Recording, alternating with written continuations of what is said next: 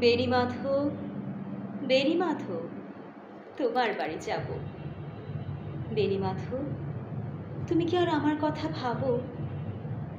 বেণী মাধব, মোহনবাসী তমাল তরুমুলে বাজিয়েছিলে।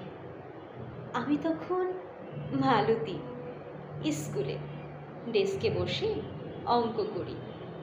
ছোট্ট ক্লাস ঘর, বাইরে দিদিমণির পাশে দিদিমণির বর।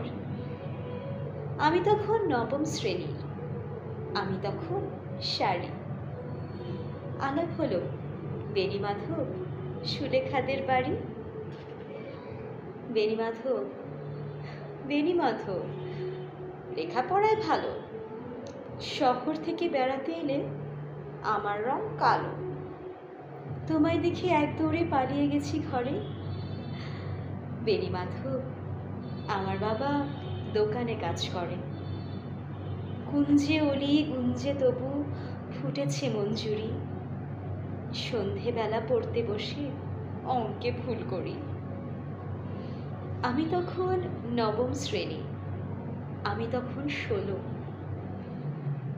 ব্রিজের ধারে বেণী মাধব লুকিয়ে দেখা হলো। বেণী মাধব, বেণী মাধব, এতদিন পরে। সত্যি বলো, সেসব কথা এখনো মনে পড়ে? সেসব কথা বলছো তুমি তোমার প্রেমিকাকে।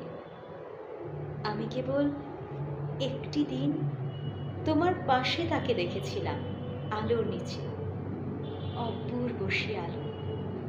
স্বীকার করি, দুজনকে মানিয়েছিল ভালো। জুড়িয়ে দিল চোখ আমার, পুড়িয়ে দিল চোখ। বাড়িতে এসে বলেছিলাম ওদের ভালো হোক। রাতে এখন ঘুমোতে যাই একতলার ঘরে।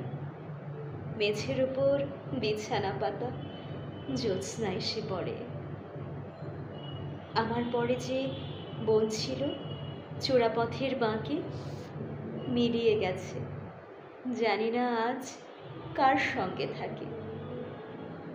আজ জুটেছে, কাল কি হবে? কালের ঘরে শুনি আমি এখন এই পাড়ায় সেলাই দিদিমণি। তবু আগুন, বেণী মাধব, আগুন জ্বলে কই? কেমন হবে আমিও যদি নষ্ট মেয়ে হই? অসংখ্য ধন্যবাদ সবাইকে।